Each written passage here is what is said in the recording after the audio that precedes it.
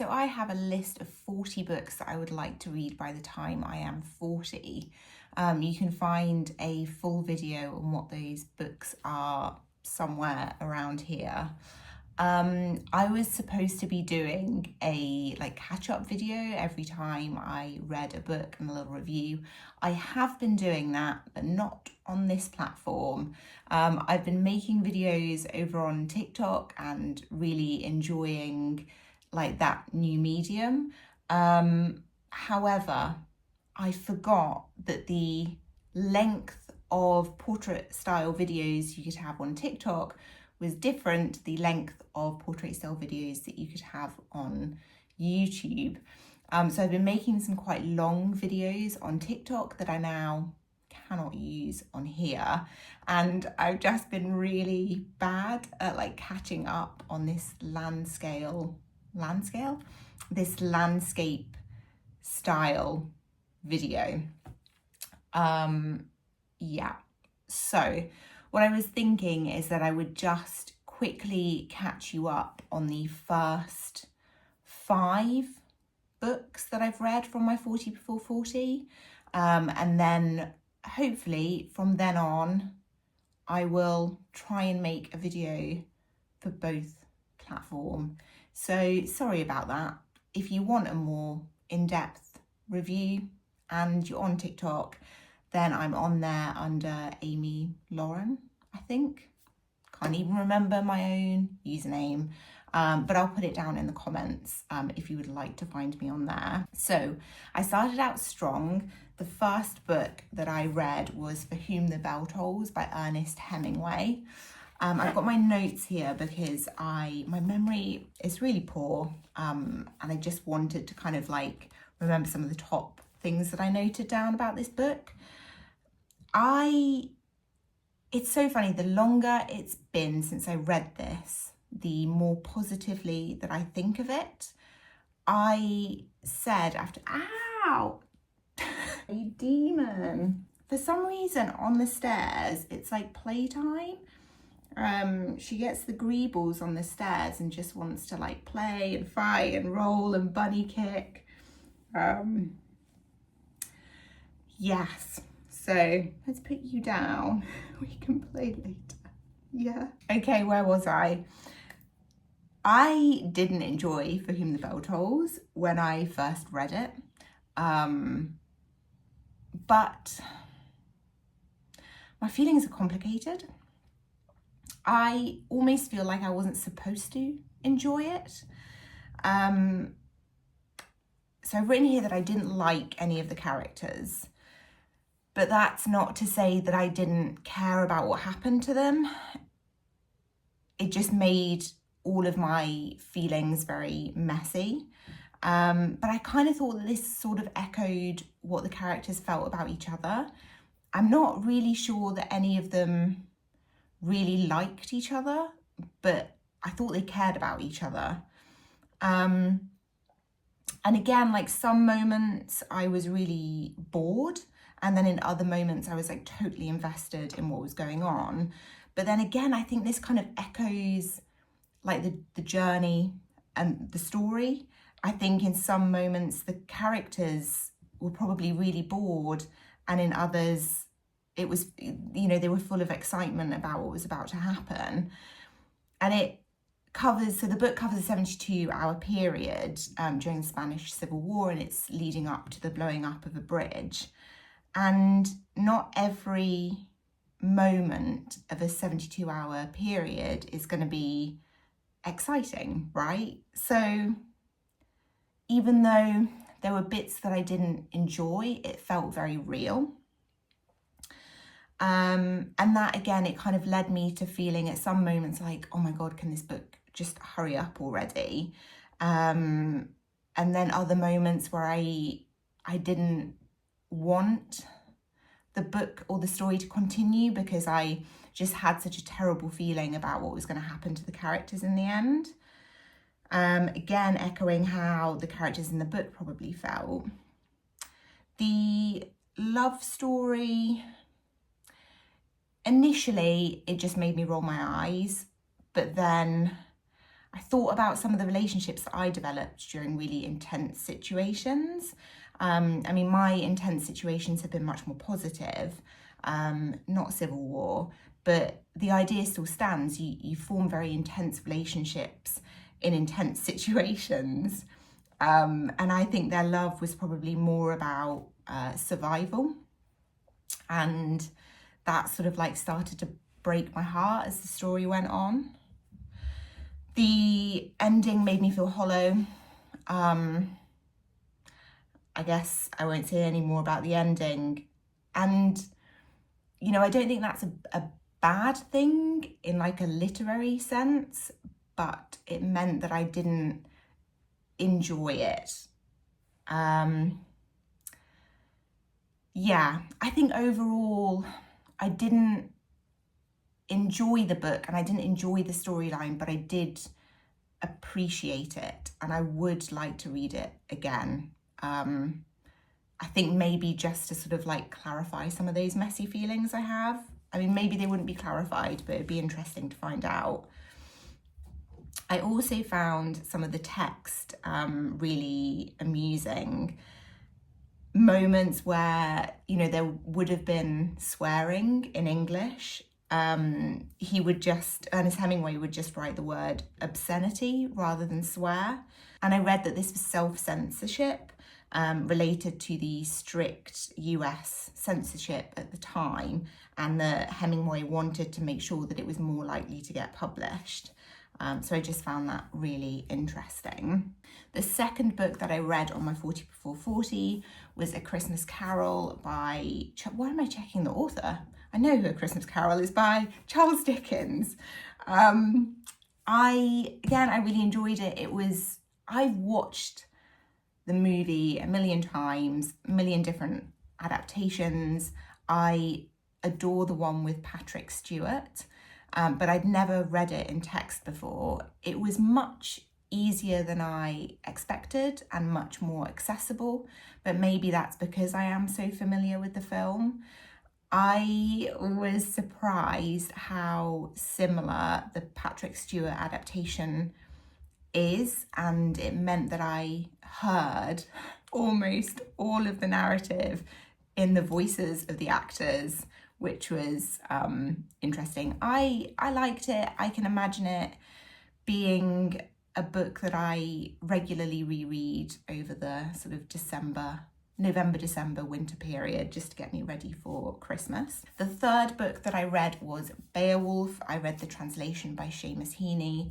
I've heard really mixed reviews about Beowulf, and I think that largely depends on the strength of the translation. I found it surprisingly easy to get through.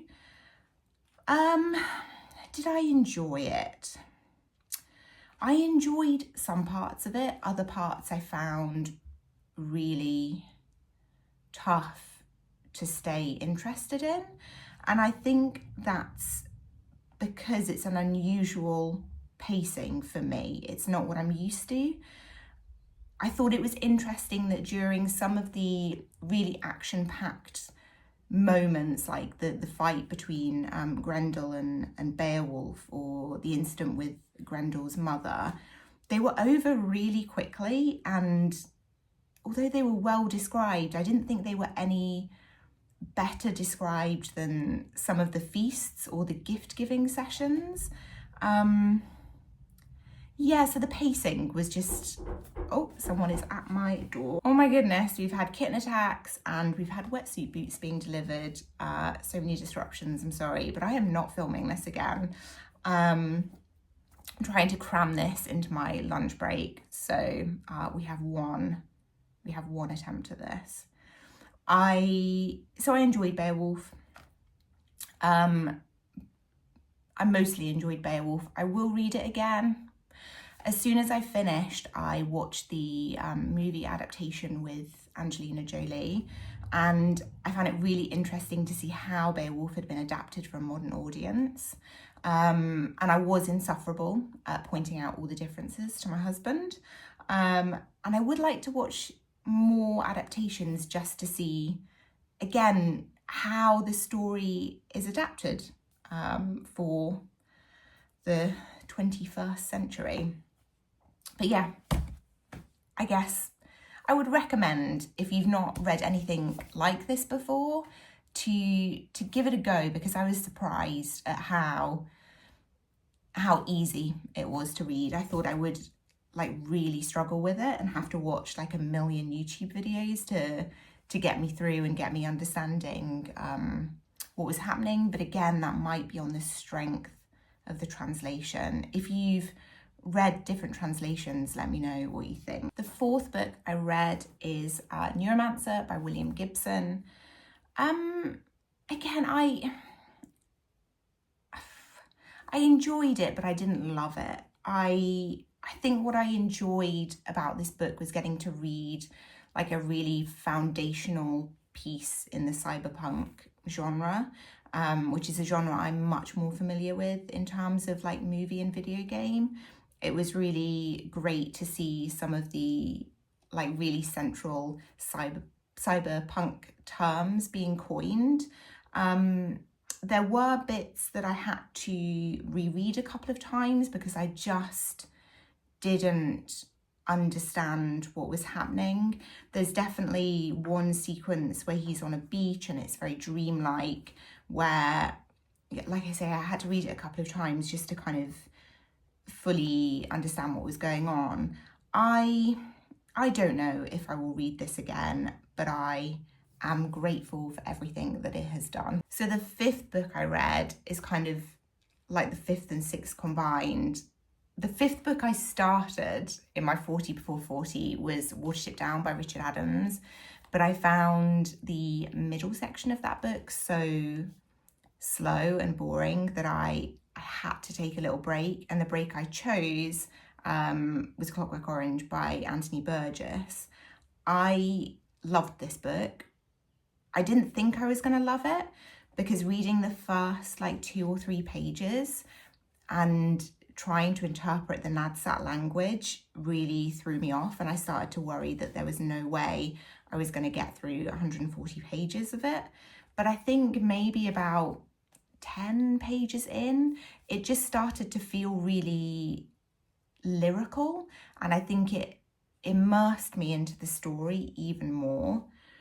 I loved Alex as a narrator. He's obviously an awful person and an awful character, but as a narrator, narrating his story, I really enjoyed that. It's obviously ultra violent. That is a word that is used in the book a lot. But did it shock me? Yeah, maybe it did. But I think I was so prepared for the violence, because whenever you mention A Clockwork Orange, the first thing people say is or one of the first things people say about it is how violent it is. So I went into the book knowing that I was going to be shocked, which took some of the shock away, if that makes sense. I was kind of maybe over prepared for that, but it didn't take any of my enjoyment away, and it still left me questioning all of the things that I should be questioning about what's redeemable, what is good and bad, like questions around choice and state intervention. And so I don't think knowing how violent it would be ruined any of that kind of thought process. A bit like with Beowulf, I immediately watched the movie afterwards, and again was insufferable, pointing out all the differences. The biggest difference was the ending, and I thought it was a really interesting choice to not include the ending of the book. I won't say any more because I won't spoil it, but it is very different, and I think that almost for me removed some of the really key things that you're supposed to be, or I think you're supposed to be thinking about at the end of the book. But I definitely will read A Clockwork Orange again, and I would definitely recommend it to people. It is a wild ride. But yeah, so the first 5 books, there is kind of like a mixed, I don't think it was the strongest start.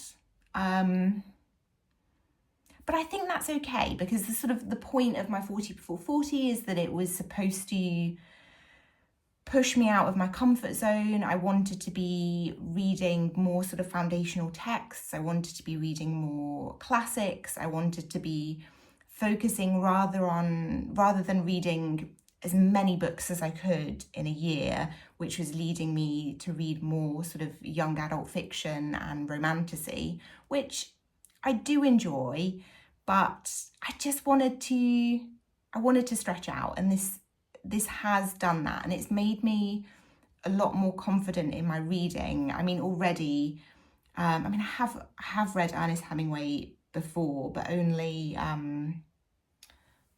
The Old Man and the Sea, which is super short.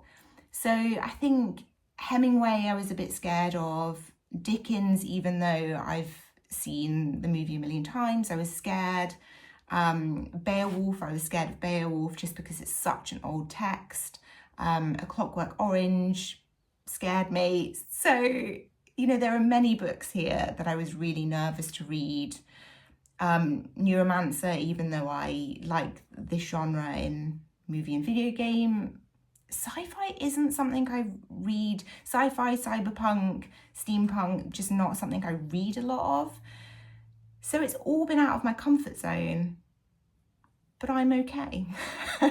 I've, made it through. I found it a lot easier and more accessible than I thought. And I'm having a nice time. So I'm really glad that I took on this challenge.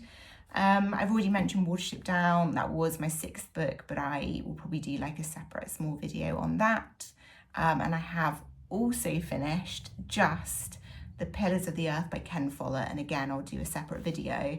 But I really enjoyed that. I think Clockwork Orange, Pillars of the Earth by Ken Follett have been my favourites so far. A little bit of a spoiler there. But thank you for watching. I know this has been a bit chaotic, and I will try to get better in the future, but I cannot make any promises. Thank you.